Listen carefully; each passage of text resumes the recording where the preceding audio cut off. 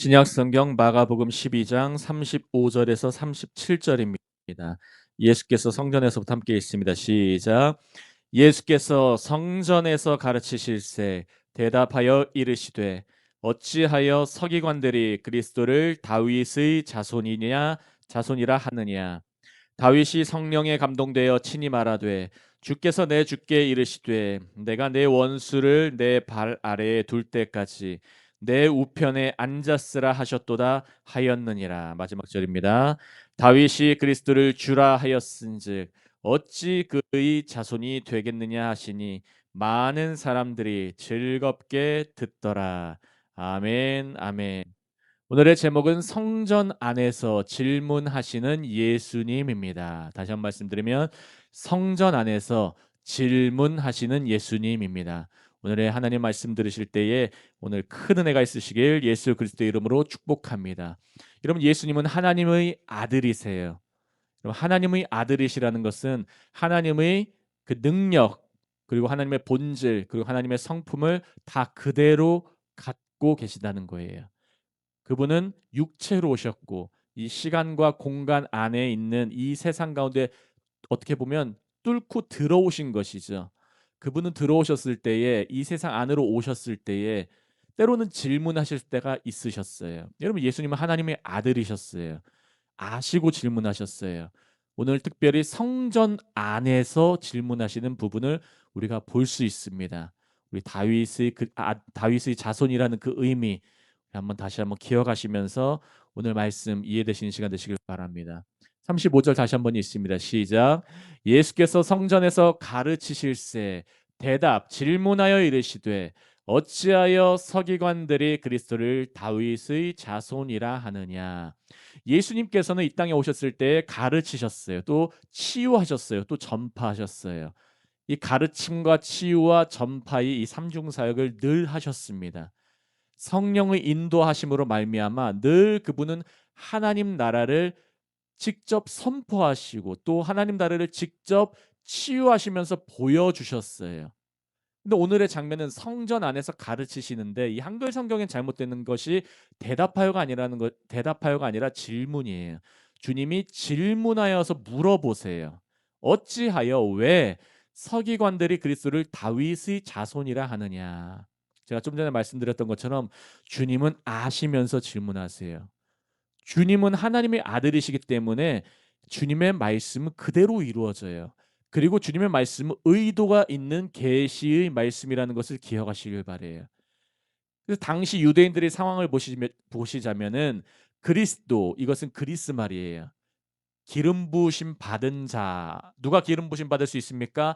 왕과 제사장과 선지자, 바로 하나님의 택함 받은 자, 하나님의 구별받은 자가 기름 부으심을 받을 수 있었어요. 그리스도가 바로 그런 뜻이죠. 히브리어로는 메시아라는 말이에요. 정확한 발음 마시아흐라고 하는데 그리스도 메시아 같은 말입니다. 한마디로 기름 부으심 받은 자, 택함 받은 자라는 거예요. 유대인들은 그래서 그리스도를 다윗의 후손, 혈통적인 후손으로만 이해했어요. 그래서 다윗의 후손은 언젠가 와서 우리를 정치적으로 구원해 주는 이스라엘 민족의 왕으로만 이해했던 것이에요. 그래서 유대인에겐 공식이 있었어요. 그들의 신학적 이해에는 늘 공식이 있었는데 이것이 무엇이냐면 다윗의 후손은 정치적인 왕이시고 또 혈통적인 왕이시기 때문에 민족 중심이고 그들의 인간의 왕국, 다른 말로 하면 인간의 나라를 이루는 왕, 그분을 다윗의 자손으로 이해했던 거예요. 예수님이 이걸 아시고 계시를 던져주시는 거예요. 특별히 노라본 보시면 왜 어찌하여 서기관들이 율법을 가르치는 자들, 율법의 박사들이에요. 그들이 왜 그리스도를 다윗의 자손이라 하느냐 물어보고 계시죠. 예수님의 질문은 사람 스스로 자신의 상태를 직면하도록 하시는 질문이라는 것을 늘 기억하시길 바래요. 너희의 상태도 내가 알려줄게. 그리고 서기관의 그런 가르치는 그들의 상태도 알려주시는 거예요. 그래서 예수님의 질문은 늘 기존의 사고방식을 흔들어 버리세요. 우리가 성경 말씀 읽으면 주님의 말씀은 우리를 흔들 때가 많아요. 그리고 그것과 더불어서 긴장하게 만들어요. 이 말은 뭐냐면 주님의 말씀은 우리의 생각을 늘 낯설게 만들어요. 좀 좋게 표현하자면 늘 새롭게 만든다는 거예요. 우리가 주님의 말씀을 접할 때 기존 방식으로 이해하려고 하지 마세요. 주님은 지금 우리의 상황과 지금 우리의 장소에 맞는 질문하실 때가 많으세요. 또 한 가지는 생각에 빈 공간을 자꾸 만들어 주세요. 우리 기존의 생각이 꽉 찬 생각이 있다. 나의 고정관념, '아 안 될 거야. 나의 질서 체계에선 안 돼.' 이런 생각에 주님은 늘 빈 공간을 만들어 주신다는 것을 기억하시길 바라요. 이것이 바로 무엇이냐면 계시의 능력이라는 거예요. 제가 예전에 총신신학대학원에 다닐 때 항상 먼저 배웠던 것이 무엇이냐면 계시, 하나님의 말씀을 낯설게 하기라는 것을 그런 생각하는 작업을 배웠었어요. 주님의 말씀이 떨어지면은 늘 새롭게 보는 그런 훈련 방식이에요. 말씀을 보면, 말씀을 읽으면 늘 나의 상황에 새롭게 적용해 보는 거예요. 여러분 오늘 말씀 들으실 때 이런 새로운 적용이 있으시기를 예수님의 이름으로 축복합니다. 그래서 화면을 보시면 진리는 하나님의 말씀은 인간의 생각과 의견 또 그거로 말미암은 추론에서 나오는 것이 아니라 하나님의 말씀에서 나온다는 것을 가르치심으로 보여주신다는 것을 기억하시길 바라요. 여러분 진리는 인간의 생각으로서 나오는 것이 아니에요. 그 촉발점이 인간으로부터 아래로부터 올라가는 게 아니라는 것이 어떤 인간의 의견이 아니라는 것이 인간의 논리에서 나온 추론이 아니라는 것이 그래서 하나님의 말씀에서 나온다는 것을 주님께서 이 질문을 통해 보여주고 있는 것입니다. 그리스도를 다윗의 자손으로 말씀하는 것이 시편 110편에 나와 있습니다. 1절입니다. 다 같이 읽습니다. 시작. 예수 여호와께서 내 주에게 말씀하시기를 내가 내 원수들로 내 발판이 되게 하기까지 너는 내 오른쪽에 앉아 있으라 하셨도다. 시편 110편 하면 이스라엘 백성들은 무조건 다윗의 시편으로 인정하는 말씀이에요. 예수님께서 이 말씀을 인용하셨어요. 사람들은 그리스도를 정치적으로만 그 당시에 해석을 했어요. 인간 길의 중심이었다는 거예요. 여러분 그리스도를 어떻게 생각하십니까? 우리는 이방인입니다. 동방의 예루살렘이라는 동방의 가장 우측에 있어요. 또 우리 한국 사람들은 지금 그리스도를 어떻게 해석하십니까? 그저 나에게 복 주시는 분, 그저 나를 잘되게 해 주시는 분 혹시 그렇게 이해하진 않습니까? 인간적인 이해만 하지는 않고 있습니까? 여러분 예수님은 성령 안에서 말한 다윗의 시편을 해석해 주셨어요. 성령 안에서. 다시 말씀드리면은 그것은 계시 말씀이라는 것이에요. 그래서 36절에 이렇게 말씀합니다. 제가 읽겠습니다. 다윗이 성령에 감동되어 친히 말하되 주께서 내 주께 이르시되 내가 내 원수를 내 발 아래에 둘 때까지 내 우편에 앉았으라 하셨도다 하였느니라. 예수님께서는 다윗의 시편에다가 이 문구를 덧붙이세요.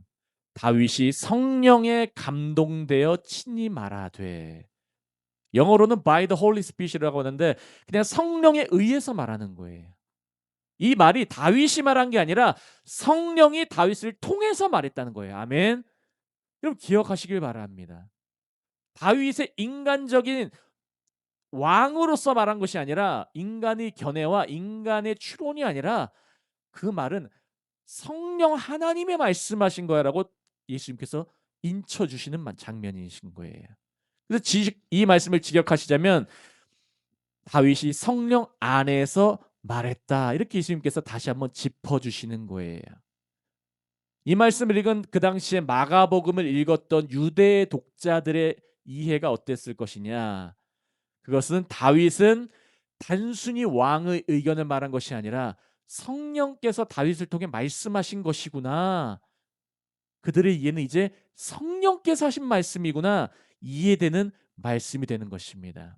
그래서 시편 110편은 인간의 시가 아니라 인간 왕이 지은 그런 시가 아니라 하나님의 계시적 선언으로 이해되는 것입니다. 여러분은 이 말씀이 어떻게 이해가 되십니까?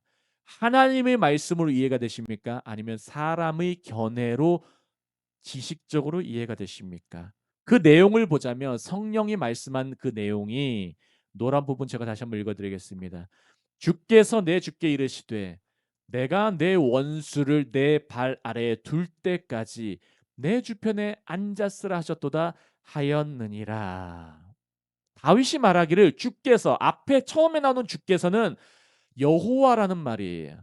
여호와를 그 당시 이름을 망령되이 일컫는 것을, 불경하게 일컫는 것을 두려워했기 때문에 아도나이라는 주께서라고 표현했어요.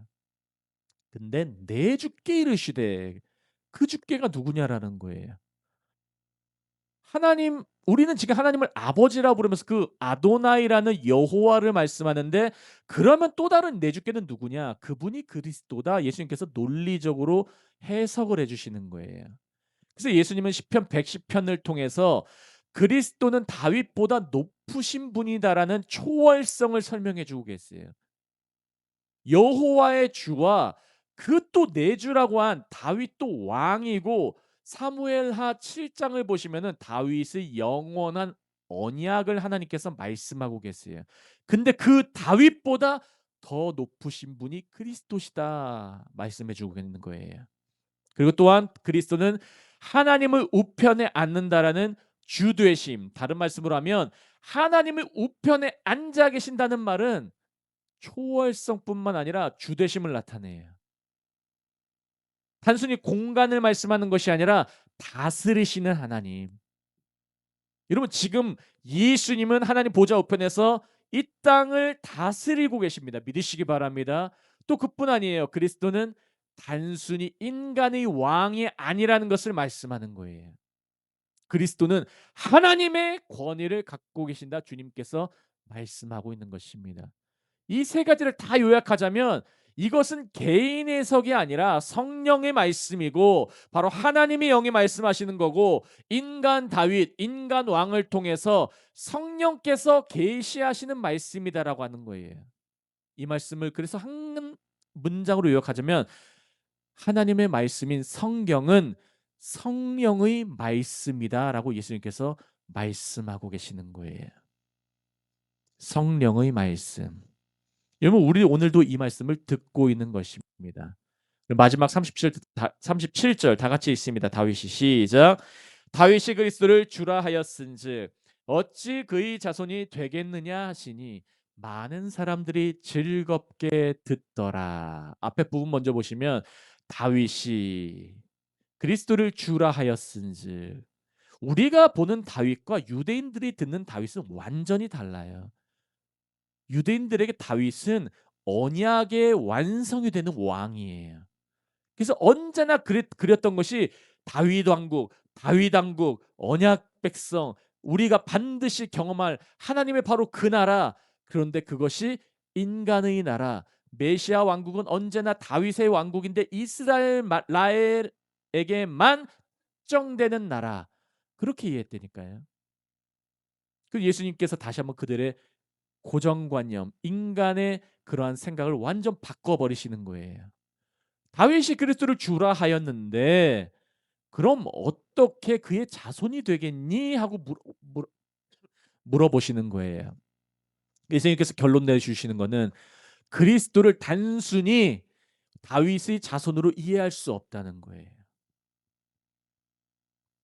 인간 자손으로 이해할 수 없다는 거예요. 혈통의 왕으로, 인간의 나라로만 이해할 수 없다는 거예요. 그들의 지경을 넓혀주시는 거죠. 그래서 동시에 사람들에게 이 말씀을 통해서 하시는 질문이 있습니다. 그러면 이 말씀을 듣는 너희는 나를 누구라고 생각하니? 라고 말씀하는 거예요. 나를 그리스도라고 생각하니? 다윗이 말씀했던 그 그리스도를 나로 인정하니? 다른 말로 하면 너희는 나를 하나님의 아들로 믿고 있니라는 초대를 하고 있는 것입니다. 이 말씀을 들은 사람들의 반응을 한번 보실까요? 많은 사람들이 즐겁게 듣더라. 영어로 with delight이라고 해서 기쁨으로 들었던 것입니다. 이런 많은 사람들이 즐겁게 들었어요. 근데 이 부분을 성경에서 말씀한 것은 이해와 헌신은 다르다는 뉘앙스를 풍기고 있어요. 기쁨으로 듣기는 했어요. 하지만 그들은 믿음에 대한 설명은 없어요. 이런 말씀을 들을 때 기쁨은 있을 수 있어요. 아멘. 하나님 나라의 말 아래 말씀을 이해되고 깨달으면 기쁨의 이해가 있을 수는 있어요. 하지만 여러분 거기서 마치시면 안 돼요. 아멘. 기쁨으로만 끝나는 것이 아니라 나아오셔야 돼요. 아멘. 지금 유튜브에서 많은 유행한다는 말씀들이 있어요. 하지만 그것이 나에게 현실의 헌신으로 이끄는가? 그것도 한번 주목해 보셔야 되는 것입니다. 그래서 사람들은 지금 결단 앞에 놓여져 있어요. 예수님의 계시가 떨어지고 주님의 진리의 말씀이 떨어지면은 이제 사람들 이제 결단해야 돼요. 나는 예수님을 지금 주로 인정하고 그리스도로 인정하고 받아들이고 있는가? 우리 한나무교회는 말씀이 떨어지면은 받아들이고 헌신하고 일꾼들이 늘어나고 있는가? 이것이 오늘 말씀의 핵심인 것입니다. 이 말씀 마무리하겠습니다. 이 적용을 하시자면은 현대 교회에 이 말씀을 어떻게 적용해 볼까 제가 계속 고민을 해봤어요. 오늘날의 교회, 오늘날의 주는 그리스도시고 다윗 왕보다 더 크신 머리로는 알잖아요. 우리 교회에 적용할 부분. 좋은 설교가 요즘 많아요. 좋다는 설교들. 콘텐츠도 교회에 많아요. 감동도 많아요. 지적인 만족도 많이 주고 있어요. 영적 흥분도 주는 그런 집회들도 많이 있죠. 근데 핵심은 마가복음에서 이 마가는 독자들에게 질문하고 있는 거예요. 그 기쁨과 즐거움이 십자가의 헌신으로 이어지고 있는지. 우리 교회는 이런 헌신의 자들이 많아지고 있는 줄 믿습니다. 주님께서 이끌고 계세요. 주님께서요, 우리 이제 개척한 지 2년 차가 돼가고 있는데 하나님께서 이런 헌신자들을 더욱더 보내실 줄을 믿습니다. 여러분 1000명의 사람보다 헌신된 일꾼 한 명이 더 중요하다는 것을 믿으시기 바랍니다. 기억하시길 바래요. 많은 사람들이 즐겁게 들었어요. 하지만 거기서 끝나면 안 되는 거예요. 여러분 기억하시길 바랍니다. 오늘 기도하실 때 하나님 아버지, 먼저는 내가 예수님을 그리스도로 더욱더 깨닫게 하옵소서. 다윗 왕보다, 우리 한국인이 듣기에는 다윗 왕이 얼마나 큰지 잘 이해하지 못할 수 있어요. 하지만 다윗 왕보다 더 크신 그분 내가 깨닫게 하옵소서. 또 한 가지는 말씀을 깨달은 기쁨이 헌신으로 이어지는 교회가 되게 하옵소서. 그냥 깨닫고 끝나는 것이 아니라, 영적 즐거움으로 끝나는 것이 아니라 몸의 헌신으로 가게 하옵소서. 이러한 자들이 늘어나게 하옵소서. 이런 기도하시기를 예수님의 이름으로 축복합니다. 제가 기도하고 말씀 붙들고 다 같이 기도하겠습니다. 자, 먼저 기도합니다. 할렐루야. 하나님 아버지 너무나 감사합니다. 주님께서는 성전 안에서 질문을 하시면서 사람들에게 깨달음을 주셨습니다. 많은 사람들은 그 말씀을 듣고 기쁨을 느꼈습니다. 하나님 아버지, 오늘 우리도 이 말씀을 들었을 때 영의 기쁨이 있습니다.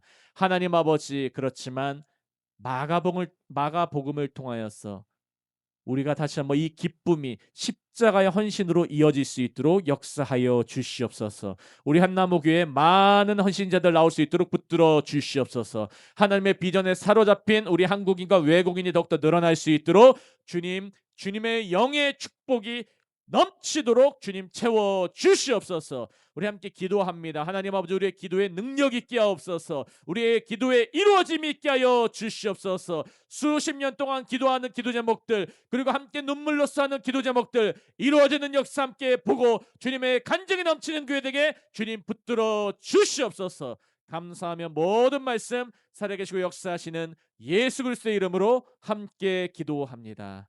아멘. 아멘.